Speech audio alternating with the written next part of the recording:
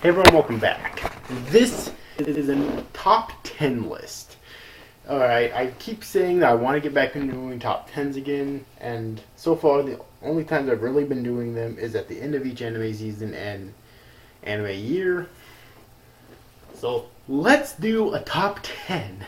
And since Naruto is ending next week, here is my top 10 Naruto characters. Now, I did this a while back, but like 2 or 3 years ago, but over the years a lot has changed. So I decided to do a revised version of this list. Okay.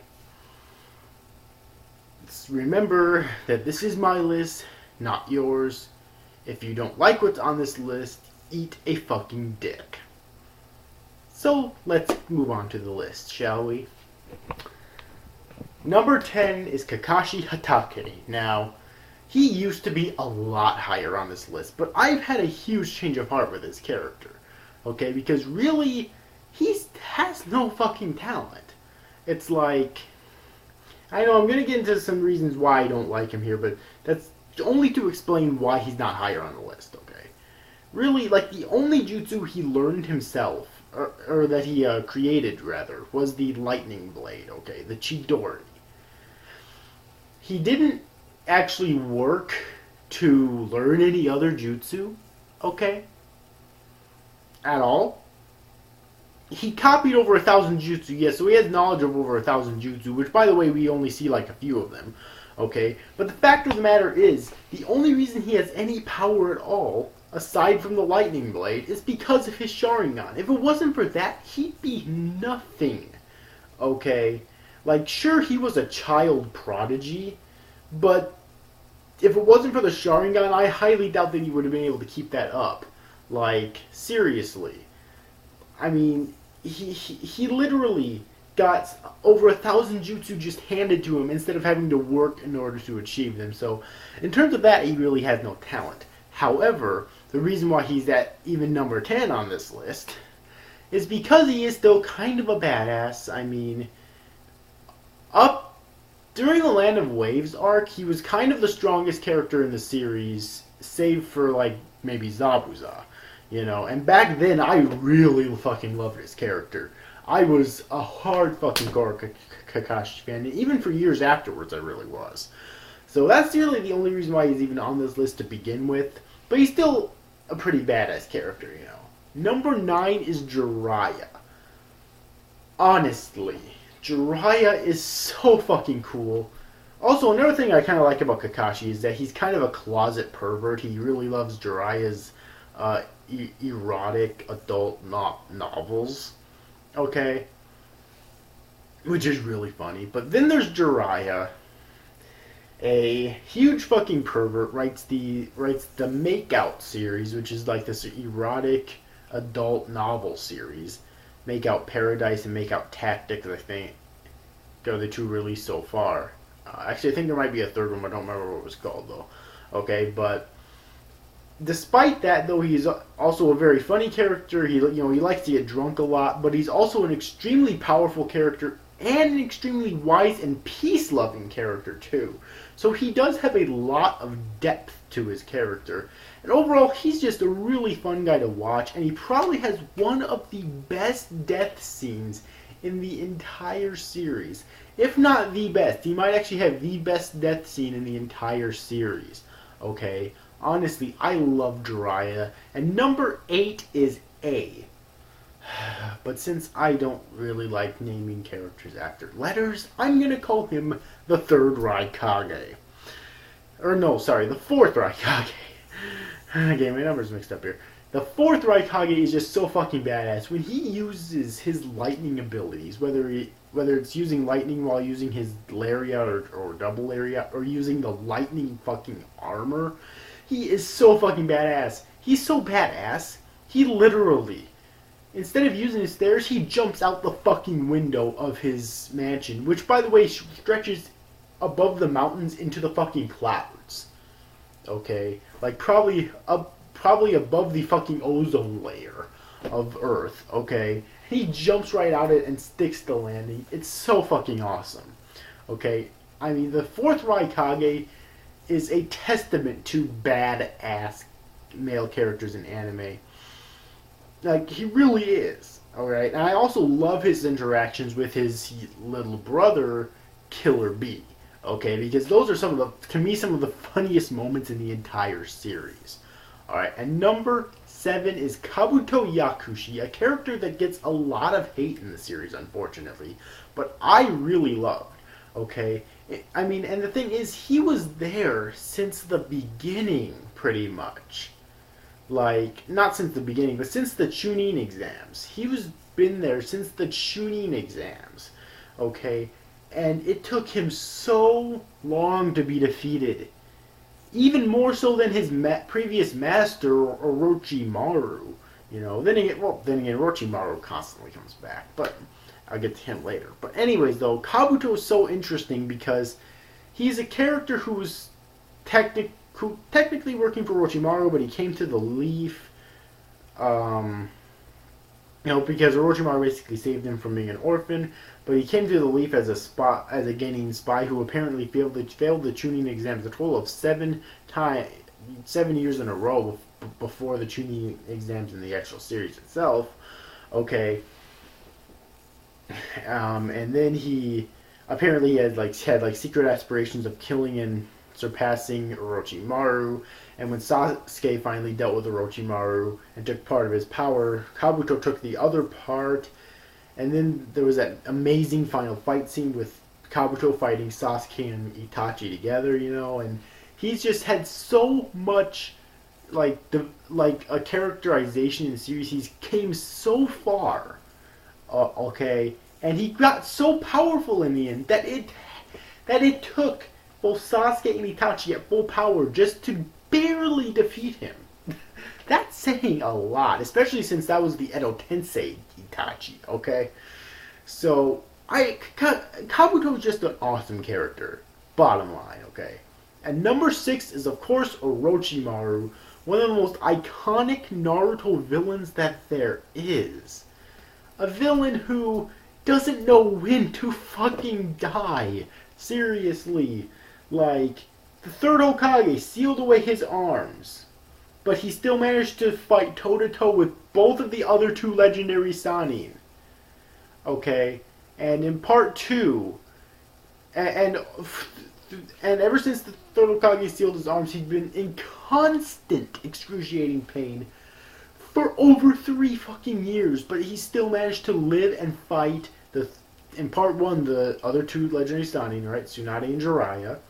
And in part 2, he lived for quite a while like that, fighting the, I think it was like Four Tails Naruto, and then fighting Sasuke, and eventually being defeated, while Sasuke takes part of his power, and then Kabuto takes the other part of his power. But then during Sasuke's final fight with Itachi, he actually tries to come back. Seriously, when Itachi was trying to take the curse mark away from Sasuke, he actually almost resurfaced again.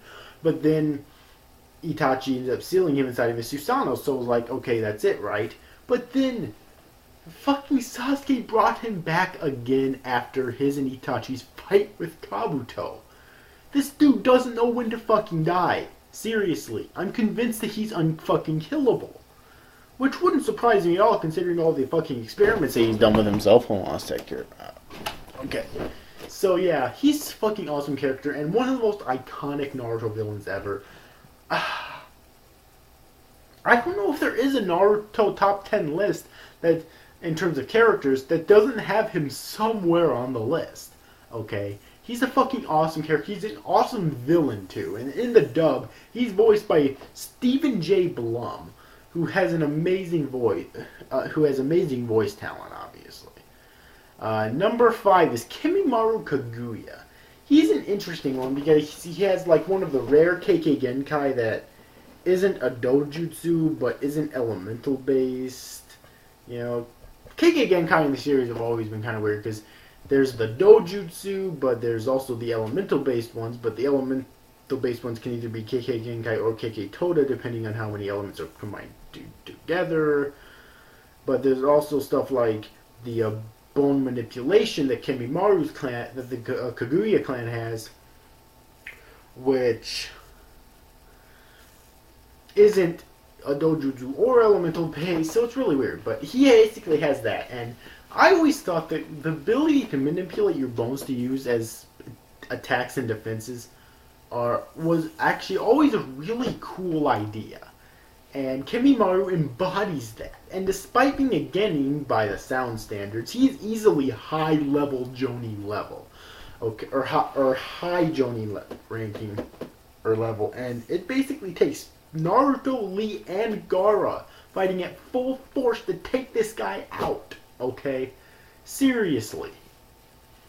Fighting at full force to take him out. And even then, he doesn't die right away. He actually charges at Gaara and then dies there. An epic death scene, okay? Number 4 is Zabuza Momochi. Okay. Zabuza Momochi was the first major villain of the series.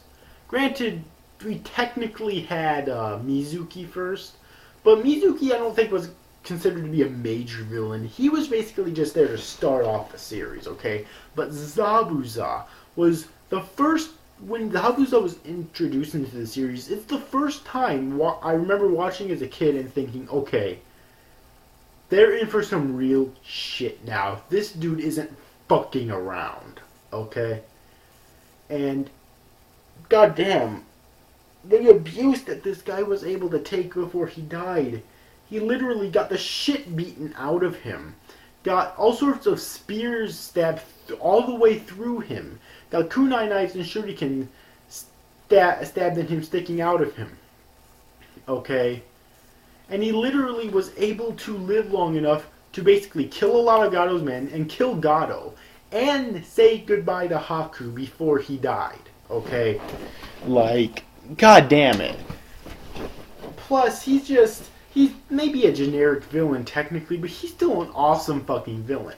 He is a villain. A true villain. Okay? And he's just fucking awesome, badass as shit. And I just love Zabuza. Number 3 is Pain / Nagato. Okay. Up until Pain was introduced into the series, I think there's no denying that Itachi was probably still up to that point the most powerful character in the series, okay? I'm not gonna lie there, okay? But, that being said, when Pain was introduced, dear God, he didn't even need Konan.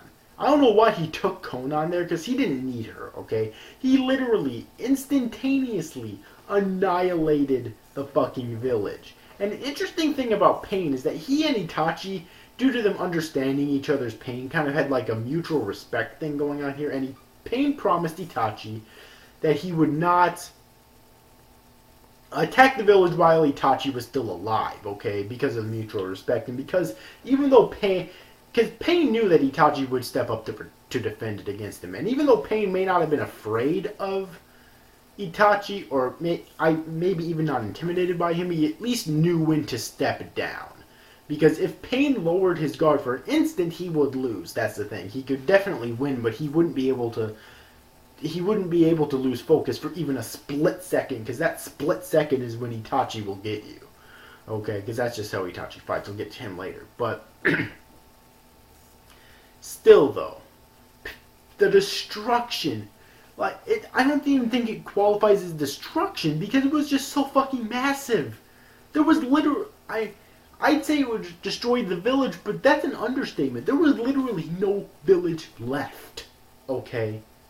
There was, if it was left like that, there would be no sign that there was ever a village there. Ever anything there. That's how massive that the fucking destruction was. That's the scale that it was on. Once you saw that, you knew that the series was on a completely different fucking level at this point, okay? Seriously. Also, Nagato himself does have one of the most tragic backstories in the entire series. I think the only one that could really rival Itachi's. Okay? So, I just love Pain so much. I really do. I also love that he was the first in the series to actually use the Rinnegan, and he was the only person to use it to its fullest extent, which is ironic because even Madara, the main villain, well, even though there was a Kaguya after him, I consider him to be the main villain of the series, didn't even use it to its fullest extent. But Pain did. Number 2, speak of the devil, is Madara Uchiha. Madara, I don't know how to describe why I love this character so much. It's like, despite popular belief, he does have depth to him, okay? He's the type of person that basically wanted to save the world and bring it to peace by basically becoming the only person with power. He wanted to take all the chakra out of every shinobi in the world and put it into himself, in which he basically wanted to, and that would basically cause him to be the only one with chakra, so nobody would ever be able to oppose him, but they wouldn't be able to fight each other using chakra, okay?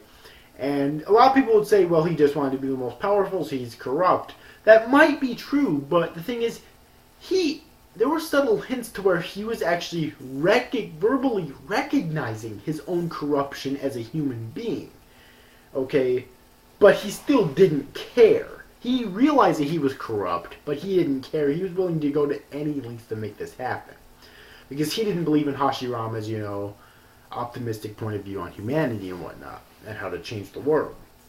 And he's just a badass fucking character too, seriously.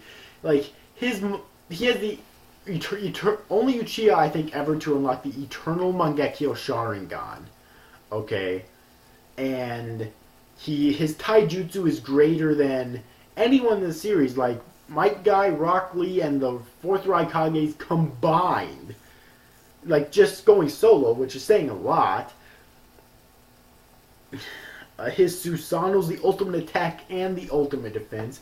He was seriously indestructible. And that was before becoming the Jinchuriki. Okay? Like, seriously. So, Madara is a fucking awesome-ass character. And number 1 is Itachi motherfucking Uchiha. Ever since he was first introduced, he has been my favorite character in the series. You want to know why? Because when he was first introduced, I believe that in terms of all the characters that were still alive to that point that we've seen in combat a lot, Kakashi, just a second, okay. Kakashi was probably the strongest. But when Itachi was introduced, he literally defeated fucking Kakashi just like that. Like it was nothing. Oh my god.